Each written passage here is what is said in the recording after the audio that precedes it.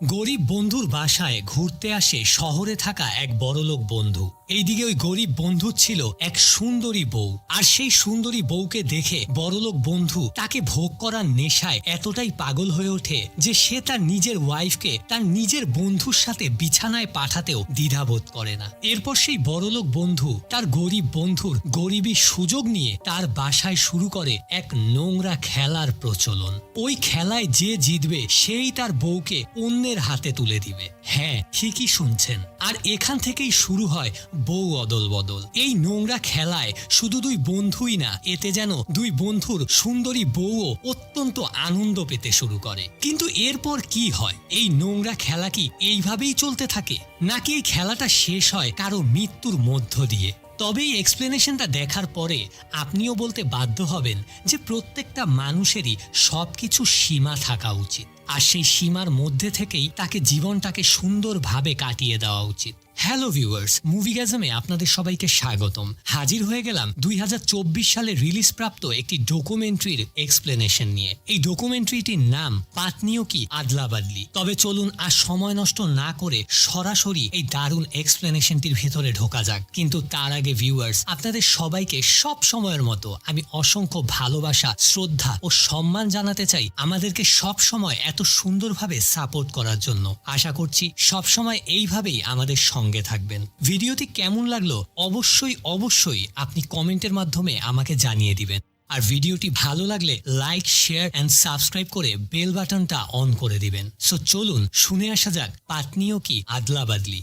Documentary শুরুতেই আমরা বিল্লু নামে একজনকে দেখতে পাই। বিল্লু বাহির থেকে কাজ শেষ করে বাসায় এসে ওর ওয়াইফকে বলে, কি ব্যাপার, কোনো নাস্তা নেই? থাকলে বের করে দাও, অনেক ক্ষুধা পেয়েছে। তখন ওর ওয়াইফ সোনালি একটু রেগে গিয়ে বিল্লুকে বলে, বাসায় কিছু আছে যে তোমাকে দিব? বাসায় একটা ফোঁটা কিছু নেই। যেইভাবে বলছো মনে হয় তুমি বাসায় পুরো বাজারটা তুলে নিয়ে এসেছো। বিল্লু তখন বলে, সে কি, পরশুদিনই তো বাজার নিয়ে আসলাম। সোনালি বলে, হ্যাঁ, কি না এনেছো সেটা তো ওই দিনই শেষ হয়ে গিয়েছে। ওদের যখন এইসব কথোপকথন চলছিল তখন আমরা দেখতে পাই ওদের ঘরের ভিতর সানগ্লাস পরা একজন হাইফাই লোক ঢুকে বিল্লুকে বলে, কি বন্ধু, কেমন আছো? বিল্লু তাকাতেই দেখতে পায় যে ওর সঙ্গে দেখা করার জন্য শহর থেকে ওর ছোটবেলার বন্ধু ভারুন এসেছে। ভারুন এখন শহরে থাকে, তাই ওর ভাবসাবও পুরো চেঞ্জ হয়ে গিয়েছে। বিল্লু তো ওকে দেখে অনেক খুশি হয়ে যায় আর ওকে জড়িয়ে ধরে আর বলে, এতদিন পর আমার কথা মনে পড়লো তো, তাই না? তুই তো এখন শহর থেকে আর গ্রামে আসিসই না। এরপর বিল্লু ভারুনকে ওর শাশুড়ি আর ওর ওয়াইফের সঙ্গে পরিচয় করিয়ে দেয়। কিন্তু তখনই ভারুন বলে, আরে দাঁড়া, তোর পরিচয় তুই পরে দিস, আগে আমি নিজে পরিচয় হয়ে নিই। আর এটা বলে খুব আগ্রহ নিয়ে ভারুন বিল্লুর শাশুড়ির সঙ্গে পরিচয় হয়। এরপর বিল্লুর ওয়াইফ মানে সোনালির সঙ্গে পরিচয় হতে যায়। আর প্রথম দেখাতেই বিল্লুর সুন্দরী বউকে দেখে ভারুনের যেন মাথা খারাপ হয়ে যায়। আর সে তখন থেকেই বিল্লুর ওয়াইফ সোনালিকে বিভিন্ন ধরনের ইঙ্গিতপূর্ণ কথা বলতে থাকে, যেটা শুধু বিল্লুর ওয়াইফ সোনালি ছাড়া সেখানে থাকা আর কেউ বুঝতে পারে না। তো এরপর ভারুন বিল্লুকে বলে, কিরে, এতদিন পর তোদের গ্রামে আসলাম, কোনো পার্টি দিবি না? তখন এই কথা সাইড থেকে শুনে ফেলে সোনালি, আর বিল্লুকে সাইডে ডাক দিয়ে সোনালি বলে, কি ব্যাপার, আপনার বন্ধু কিসের পার্টির কথা বলছে? রাতের বেলা দুজনে একসঙ্গে মদ খাবেন, তাই তো? কিন্তু ভুলে গেছেন বাসায় যে একটা টাকাও নেই। কোথায় পাবেন এইসব মদ কিনার টাকা? আমার গলার হারটাও বন্ধক রেখে এসেছেন, আজ পর্যন্ত ওটা ছুটাতে পারেননি। খবরদার এসব পার্টি মাটি বাদ দিন। যেহেতু এক রুমের ভিতর দাঁড়িয়ে এইসব কথাবার্তা সোনালি বিল্লুকে বলছিল, তাই কিছুটা দূরে দাঁড়িয়ে ভারুন এগুলা শুনে ফেলে। তখন ভারুন বিল্লুকে ডাক দিয়ে বলে, দোস্ত, আমি বুঝতে পেরেছি তোর অবস্থা। মনে হয় তোর অবস্থা অনেক খারাপ যাচ্ছে, তাই না? কোনো সমস্যা নেই, পার্টির ব্যবস্থা আমি করছি, তুই টেনশন নিস না। এটা বলে ভারুন সেখান থেকে চলে যায়। সিন কাট হয়। আমরা দেখতে পাই ভারুন ওর বাসায় বিল্লুকে দাওয়াত দিয়ে নিয়ে এসেছে, আর ওকে বলছে, বন্ধু, এই দেখো তোমার জন্য বিদেশি মদ নিয়ে এসেছি, আজকে দুই বন্ধু মিলে এটা খাবো উইদাউট ওয়াটার। ঠিক তখনই ওই রুমে প্রবেশ করে ভারুনের সুন্দরী ওয়াইফ মেঘা। আর মেঘাকে দেখে বিল্লুর চোখ যেন আর বন্ধই হতে চায় না, এক দৃষ্টিতে মেঘার দিকে তাকিয়ে থাকে। মেঘা তখন বলে, তোমরা শুধু মদ খাচ্ছ কেন? আমি তো তোমাদের জন্য চিপস, বাদাম এগুলো নিয়ে এসেছি। ভারুন তখন মেঘার সঙ্গে বিল্লুর পরিচয় করিয়ে দেয়। এরপর মেঘা ওদের সামনে এসে বসে। তখন ভারুন মেঘাকে বলে, তাহলে তুমি আজকে আমাদেরকে প্যাক বানিয়ে দাও। মেঘা তখন ওদের দুজনকে প্যাক বানিয়ে দেয়। কিন্তু বিল্লুকে দেখে মনে হচ্ছিল যে ও সব ধ্যান জ্ঞান যেন মেঘার উপরেই পড়েছিল। এদিক দিয়ে কিছুক্ষণ পর পর মেঘাও যেন রোম্যান্টিক ভাবে একটা রহস্যময় দৃষ্টি নিয়ে বারবার বিল্লুর দিকে তাকাচ্ছিল। ভারুন তখন ওর ওয়াইফকেও ওদের সঙ্গে জয়েন হতে বলে, কিন্তু মেঘা তখন বলে, না এখন না, তোমরা খাও, আমার রান্না করা বাকি আছে, আমি পরে খাবো। এটা বলে সে সেখান থেকে চলে যায়। কিন্তু বিল্লুর নজর যেন ভারুনের সুন্দরী ওয়াইফের থেকে কিছুতেই সরতে চাচ্ছে না। ভারুন তখন বলে, কি দেখো? বিল্লু তখন থতমত খেয়ে বলে, না কিছু না। ভারুন তখন বলে, আমার ওয়াইফ কিন্তু অনেক পড়াশোনা জানা একটা শিক্ষিত মেয়ে। ও যখন ইংলিশ বলতে শুরু করে না ভাই, আশেপাশের মানুষের কথা যেন বন্ধই হয়ে যায়, সবাই ওর কথাই শুনে। যাই হোক, এবার বলো তোমার অবস্থা কি, কেমন চলছে তোমার দিনকাল? বিল্লু তখন বলে, কি বলবো ভাই, মানুষের কাছ থেকে ঋণ নিয়ে চলছি, আর দেনা দাদা বাসায় আসলেই লুকিয়ে থাকছি। তবে ভাই আমি যদি তোমার মতো শিক্ষিত হতাম না, তাহলে আমিও তোমার মতো একটা শিক্ষিত ওয়াইফ বিয়ে করে নিয়ে আসতাম, আর দুজনে মিলে অনেক মজা করতাম। আর এই কথা বলে বিল্লু আবারও মেঘার দিকে তাকিয়ে থাকে, আর মেঘা ওকে দেখে একটা মুচকি হাসি দেয়। বিল্লু তখন মেঘাকে নিয়ে নেশার ঘরে স্বপ্ন দেখতে শুরু করে যে মেঘা ওকে নিজের হাতে মদ খাওয়াচ্ছে, আর দুজনে মিলে বেশ আনন্দ করছে। কিন্তু সেই মুহূর্তে সিন কাট হয়। আমরা দেখতে পাই ঘুম ভেঙেছে বিল্লুর। মদ খেয়ে বাসায় ফিরে এসে ঘুমিয়ে ঘুমিয়ে সে মেঘাকে নিয়ে অনেক রোমান্টিক স্বপ্ন দেখছিল। কিন্তু ঘুম ভাঙতেই শুনতে পায় ঘরের মধ্যে চিৎকার চেঁচামেচি। ওইদিকে চিৎকার করতে করতে সোনালি বলে, কি খাবো আমি, বাসায় তো একটা ফোঁটা দানা পানি নেই। এটা বলে রাগের মাথায় রান্নাঘরের সমস্ত থালা বাসন মাটিতে ছুঁড়ে মারতে থাকে। তখন সোনালির মা এসে ওকে বাধা দেয় আর বলে, এগুলো কেন ফেলছিস? সোনালি তখন বলে, তো কি করব, একটা অকর্মা লোকের সঙ্গে আমাকে বিয়ে দিয়েছো। সোনালির মা তখন বলে, আমিও তো আর তখন বুঝতে পারিনি যে এটা এত বড় একটা অকর্মা। সোনালি তখন বলে, নিজে তো কালকে রাত্রে বন্ধুর বাসা থেকে খাওয়া দাওয়া করে এসে আরাম করে ঘুমিয়ে আছে, আমাদের কথা কি একবারও চিন্তা করেছে? এখান থেকে সিন কাট হয়। আমরা দেখতে পাই ভারুন ওর ওয়াইফ মেঘাকে নিয়ে বিল্লুর বাসায় এসেছে। এরপর ওরা সবাই মিলে বিল্লুর খাটে বসে লুডু খেলতে থাকে। এক পর্যায়ে ভারুন বিল্লুকে বলে, বন্ধু আসো আমরা নতুন একটি গেম খেলি। বিল্লু তখন বলে, কি গেম বন্ধু? ভারুন তখন বলে, গেমটি হচ্ছে এরকম যে তোমার লুডুর গুটি যদি আগে ঘরের ভিতরে ঢুকে যায়, তাহলে তুমি আমার কাছে যা চাইবে আমি তোমাকে তাই দিব, আর যদি আমার গুটি আগে ঘরে ঢুকে যায়, তাহলে আমি তোমার কাছে যা চাইবো তুমি আমাকে তাই দিবে। আর এই লেনদেনের মধ্যেই এই খেলার আসল মজা। এরপর দুজনে মিলে গেম খেলতে শুরু করে, আর খেলতে খেলতে এক পর্যায়ে দেখা যায় প্রথম বাজিটা বিল্লু জিতে যায়। আর এরপর ভারুন বলে, বন্ধু তুমি তো বাজি জিতে গেছো, কি চাও আমার কাছে বলো? বিল্লু তখন বলে, বন্ধু আমি তোমার হাত ঘড়িটা চাই, ওটা আমাকে দিয়ে দাও, ওটা আমার কাছে খুব ভালো লেগেছে। ভারুন তখন সঙ্গে সঙ্গে হাত থেকে ঘড়িটা খুলে বিল্লুকে দিয়ে দেয়। আর এই সিনটা দেখে এতক্ষণ রাগ হয়ে কোনায় দাঁড়িয়ে থাকা সোনালি অনেক খুশি হয়ে যায়। খেলা আবারও শুরু হয়। খেলতে খেলতে এক পর্যায়ে বিল্লু আবারও জিতে যায়। তখন ভারুন বিল্লুকে আবারও বলে, বন্ধু এবার কি চাও আমার কাছে বলো? তখন আমরা একটা জিনিস লক্ষ্য করি, এই কথাটা বলার পরই ভারুন আর ওর ওয়াইফ মেঘা ওরা দুজন দুজনের দিকে রহস্যময় দৃষ্টি নিয়ে তাকিয়ে আছে, যেন কিছু বলার চেষ্টা করছে দুজন দুজনকে। এই দিক দিয়ে এই সুযোগে সোনালি বিল্লুর সামনে এসে ইশারা দিয়ে বলে ভারুনের হাতে স্বর্ণের আংটিটা চাওয়ার জন্য। বিল্লুও সেটাই করে, আর ঠিকই ওদের দুজনকে অবাক করে দিয়ে ভারুন ওর হাত থেকে স্বর্ণের আংটিটা খুলে বিল্লুকে দিয়ে দেয়। আর এটা দেখে সোনালি আরো খুশি হয়ে যায়। এবার সোনালিও ইন্টারেস্ট দিতে শুরু করে এই গেমের দিকে। খেলা আবারও শুরু হয়। এবার খেলতে খেলতে এক পর্যায়ে ভারুন জিতে যায়। আর এটা দেখে এবার বিল্লু আর সোনালি বেশ টেনশনে পড়ে যায়। কিন্তু বিল্লু তখন সাহস করে বলে, বন্ধু তুমি কি চাও আমার কাছে, চাইতে পারো, যদিও বা আমার তোমাকে দেওয়ার মতো তেমন কিছুই নেই। তখন ভারুন ওদের দুজনকে অবাক করে দিয়ে বলে, বন্ধু আমার সোনালিকে চাই। এবার এই কথা শুনে সোনালি বিল্লু দোনোজনই চমকে যায়। সোনালি তখন বলে, মানে খেলার নিয়ম তো ছিল লেনদেনের, তাহলে এখানে আবার আমি আসলাম কোথা থেকে? ভারুন তখন বলে, আরে না, তোমরা বিষয়টা অন্যভাবে নিচ্ছ, আসলে আমি সোনালির সঙ্গে 2 মিনিট কথা বলতে চাচ্ছি, এই আর কি। এখন বন্ধু খেলার নিয়ম অনুযায়ী তো আমার সত্য তোমার মানতেই হবে। এটা শুনে বিল্লু হাসতে হাসতে বলে, বন্ধু আমার কাছে তোমাকে দেওয়ার মতো কিছু নাই দেখে তুমি আমার সঙ্গে দুষ্টামি করছো তাই না? আচ্ছা ঠিক আছে, নাও তুমি আমার ওয়াইফের সঙ্গে কথা বলো। ওই মুহূর্তে আমরা দেখতে পাই ভারুনের ওয়াইফ মেঘা বিল্লুকে বলে, চলো ওরা দুজন এই রুমে কথা বলুক, আমরা দুজন ওই রুমে গিয়ে বসি। বোকা বিল্লু তো আগে থেকেই মেঘার উপরে লাট্টু হয়েছিল। তার মধ্যে মেঘা যখন বিল্লুকে একা ওর সঙ্গে কোথাও যেতে বলছে, তখন এটা শুনে তো বিল্লু আর একটুও দেরি করে না। ওর ওয়াইফ কার সঙ্গে আছে, কি করবে, এই সব কোনো কিছু না ভেবেই ও মেঘাকে নিয়ে ওই রুম থেকে বেরিয়ে যায়। এই দিক দিয়ে আমরা দেখতে পাই সোনালির মাকে মেঘা তার রুমের ভিতরে আটকে রেখেছে, যাতে করে ওদের এই নোংরা খেলায় সে কিছুতেই হস্তক্ষেপ না করতে পারে। অন্যদিকে সোনালিকে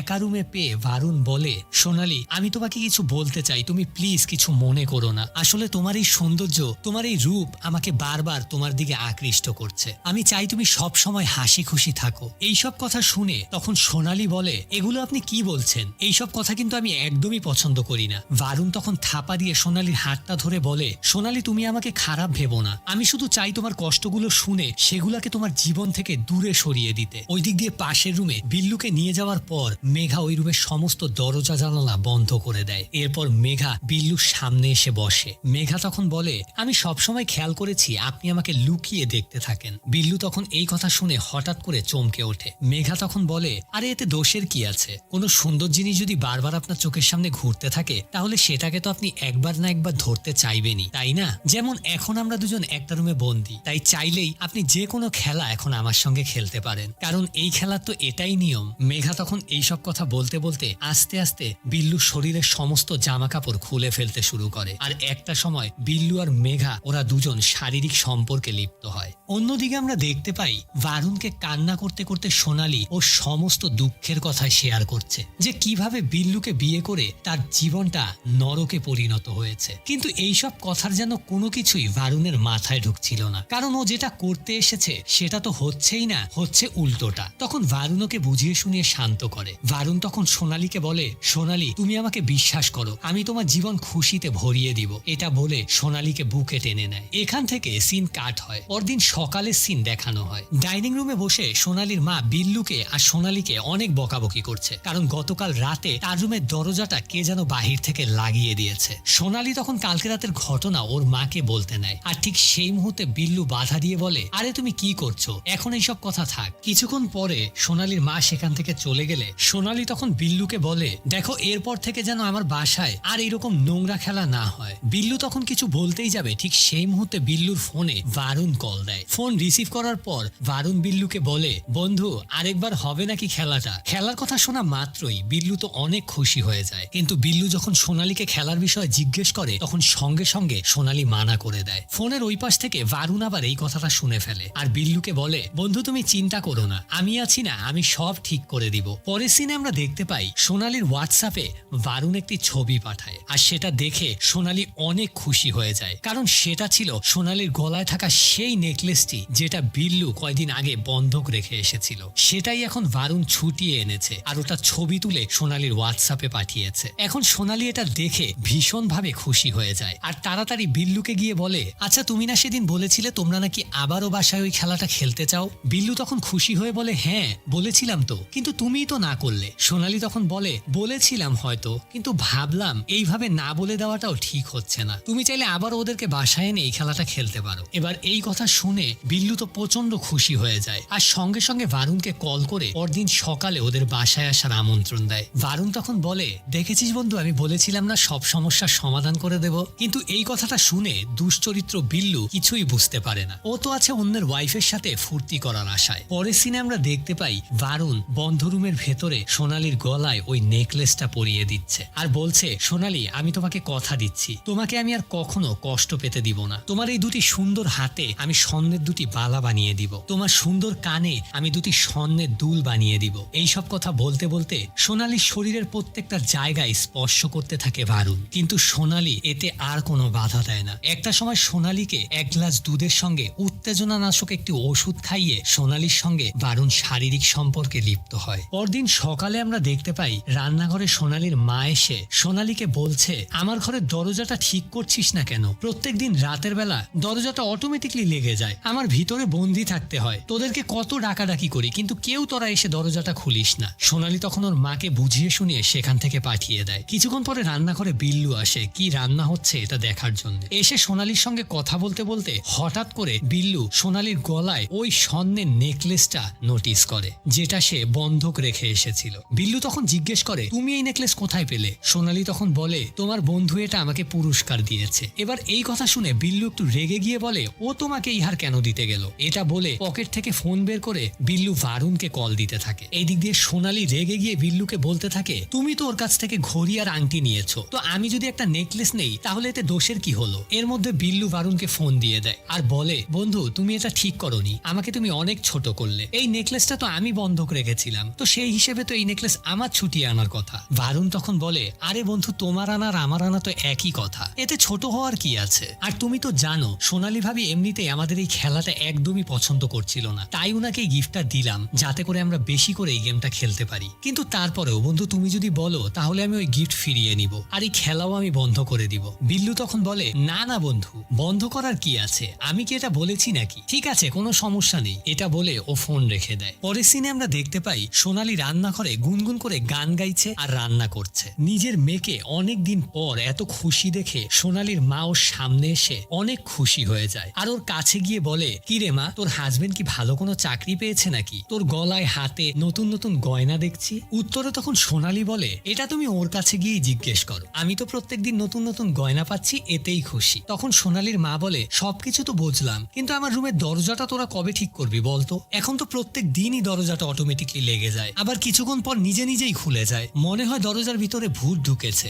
নিজেই খুলে দেয় আবার নিজেই লাগিয়ে দেয়। নিজের মায়ের মুখে এরকম একটি কথা শুনে এটার কোনো উত্তর না দিয়ে সোনালী হাসতে থাকে আর ওর এরকম হাসি দেখে একটা পর্যায়ে সোনালীর মা সেখান থেকে চলে যায়। কিছুক্ষণ পরে মদ খেতে খেতে রান্নাঘরে ঢুকে বিল্লু আর এসেই সোনালীর হাতে স্বর্ণের চুড়ি দেখে অবাক হয়ে যায় আর ওকে জিজ্ঞেস করে, এটা আবার কোথায় পেলে। তখন সোনালী বলে, সবকিছুই লুডু খেলার পুরস্কার। এবার এই কথা শুনে বিল্লু ভীষণ ভাবে রেগে যায় আর মাতাল অবস্থাতেই বলতে থাকে, ও নিজেকে অনেক বড়লোক মনে করে তাই না, আর আমাকে সব সময় ছোট করে, দাঁড়া ওকে আজকে দেখাচ্ছি। সোনালী তখন বলতে থাকে, এতে ওর কোনো দোষ নেই, ওকে কিছু বলার আগে নিজের দিকে তাকিয়ে দেখো, ও তো তোমার সঙ্গে কোনো জোর জবরদস্তি করেনি, তুমিই তো এই খেলা খেলার জন্য প্রত্যেক দিন পাগল হয়ে থাকো। কিন্তু সোনালীর এইসব কোনো কথা না শুনেই বিল্লু ভারুনকে কল দেয় আর ওকে বলে, তোকে আমি মানা করেছিলাম না আমার ওয়াইফকে কোনো গিফট না দিতে, কিন্তু তারপরেও তুই আমার কথা না শুনে আবারও কেন ওকে গিফট দিয়েছিস। আমি বলে দিচ্ছি আজকের পর থেকে তুই আমার বাসায় আর আসবি না, আর এই লুডু ফুডু আজকের পর থেকে বন্ধ। তখন পাশ থেকে সোনালী বলতে থাকে,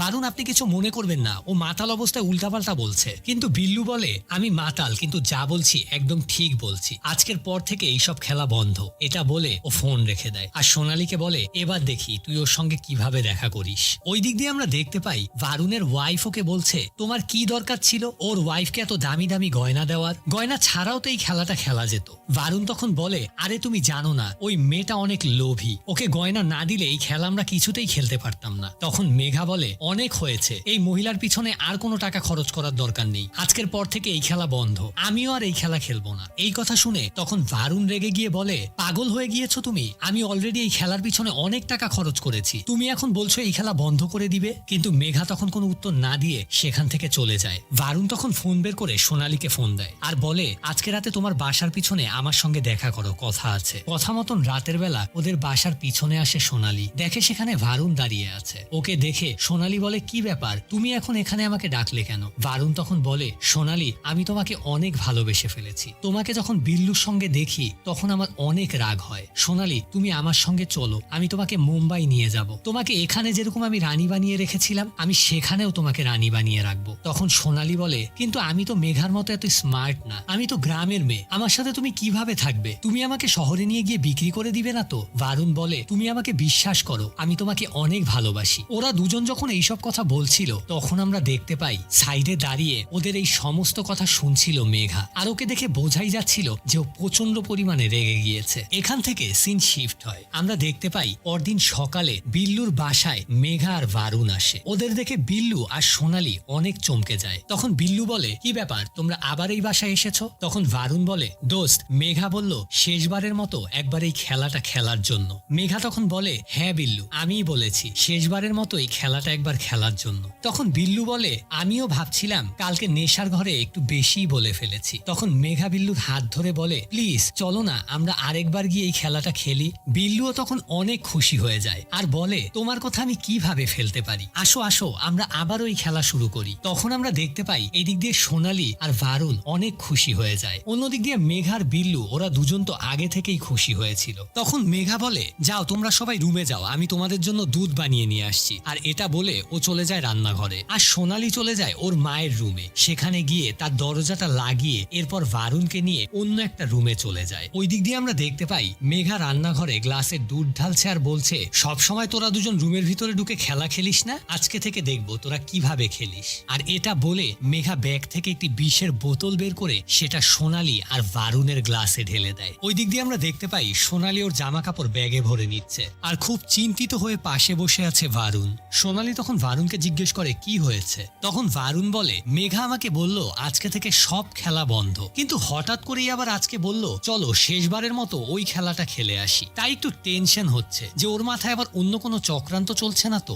সোনালি তখন বলে আরে এরকম কিছু না, হয়তো এমনিতেই বলেছে, এখন তাড়াতাড়ি করো, আমরা আজকেই এখান থেকে যাচ্ছি তো। তখন ভারুন বলে হ্যাঁ, একবার ওদের খেলাটা শুরু হোক, এই সুযোগে আমরা এখান থেকে পালিয়ে যাব। ওদের দুজনের কথার মাঝখানে হঠাৎ করে ওই রুমে দুটো দুধের গ্লাস নিয়ে হাজির হয় মেঘা এবং গ্লাস দুটো ওদের হাতে ধরিয়ে দিয়ে বলে এই যে তোমাদের জন্য স্পেশালি বানিয়ে নিয়ে আসলাম, নাও তোমরা দুজন এখন এটা খেয়ে নাও তো, আমি যাই। এটা বলে মেঘা রুম থেকে বেরিয়ে যায়। তখন ভারুন আর সোনালি কিছু বুঝতে পারছিল না যে হঠাৎ করে মেঘার কি হলো, কিন্তু ওরা তখন আর এটা নিয়ে বেশি চিন্তা করে না, দুজনে দুধটা খেয়ে নেয়। ওই দিক দিয়ে বিল্লুর রুমেও মেঘা ওদের দুজনের জন্য 2 গ্লাস দুধ নিয়ে যায়। এরপর বিল্লু মেঘাকে দেখে বলে আসলে সেই দিন আমি ইচ্ছে করে খেলাটা বন্ধ করিনি। তখন মেঘা বলে হ্যাঁ আমি বুঝতে পেরেছি, অনেক হয়েছে, আর না, চলো আজকেই আমরা দুজন এখান থেকে পালিয়ে যাব। আজকের পর থেকে তুমি আমার সঙ্গে থাকবে, আমরা দুজনে মিলে একটা সুন্দর সংসার বানাবো। চলো এখন তাড়াতাড়ি দুজনে মিলে এই দুধটা খেয়ে নেই। আর এটা বলে ওরা গ্লাসে থাকা দুধগুলো খেতে শুরু করে, কিন্তু দুধগুলো খাওয়ার সঙ্গে সঙ্গে ওরা দুজন বিষের যন্ত্রণায় পাগলের মতো কাতরাতে শুরু করে। আর মেঘা বুঝে যায়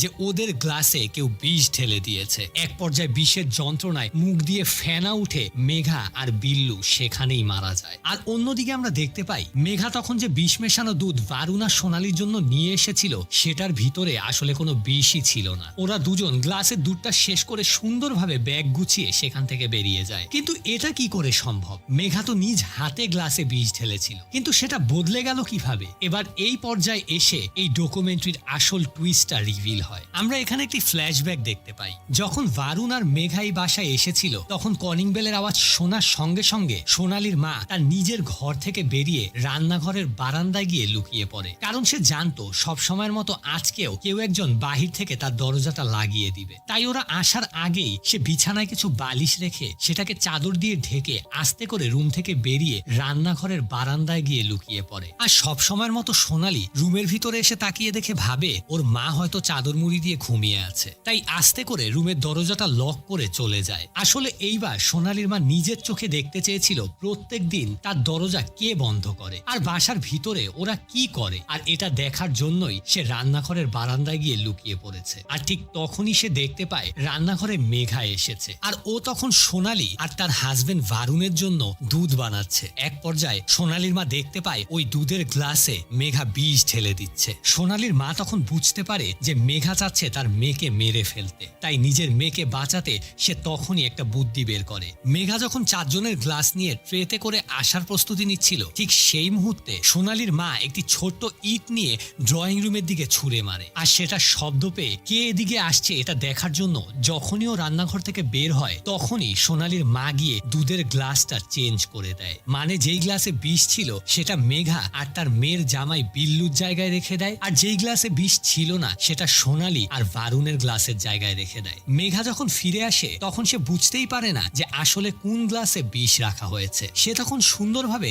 যেই গ্লাসে বিষ ছিল না সেটা সোনালি আর তার হাজবেন্ড ভারুনকে দিয়ে আসে, আর যেই গ্লাসে বিষ ছিল সেটা ওর আর বিল্লুর জন্য নিয়ে যায়। আর এইভাবেই নিজের তৈরি করা ফাঁদেই নিজেরই প্রাণ দিতে হয়। সিন আবারও প্রেজেন্টে চলে আসে। আমরা দেখতে পাই সোনালির মা কান্না করতে করতে বলছে যা সোনালি, ওই ছেলের সঙ্গেই চলে যা, ওই তোকে অনেক সুখে রাখবে, অনেক ভালোবাসবে তোকে। আমি তোর জন্য যাকে নিয়ে এসেছিলাম সে তো একটা অকর্মা বেঈমান আর নোংরা মানুষ ছিল, ওর জন্য এই শাস্তিই ঠিক আছে। যা মা, তুই তো জীবনটা সুন্দরভাবে রাঙিয়ে নে। আর এইরকম একটি মর্মান্তিক সিন দেখিয়ে এই ডকুমেন্টারিটি এখানেই শেষ হয়। আসলে মানুষের একদিক খারাপ হলে তার অন্য দিক ভালো হতে হয়, কিন্তু যেই মানুষের 2 দিকই খারাপ তাকে কি মানুষ বলা যায়? যেমন সোনালির হাজবেন্ড মদ খেত, সে সংসারের কোনো খেয়াল রাখতো না, তার ওয়াইফ তার শাশুড়ি প্রত্যেক দিন না খেয়ে থাকতো, কিন্তু সেটারও সে কোনো খবর রাখতো না, বরং সুন্দরী মেয়ে দেখে তার সঙ্গে অবৈধ সম্পর্কে লিপ্ত হয়েছে। অন্যদিকে সোনালিকে কিন্তু ভারুন সত্যিই ভালোবেসে ফেলেছিল, কারণ তার ওয়াইফ ছিল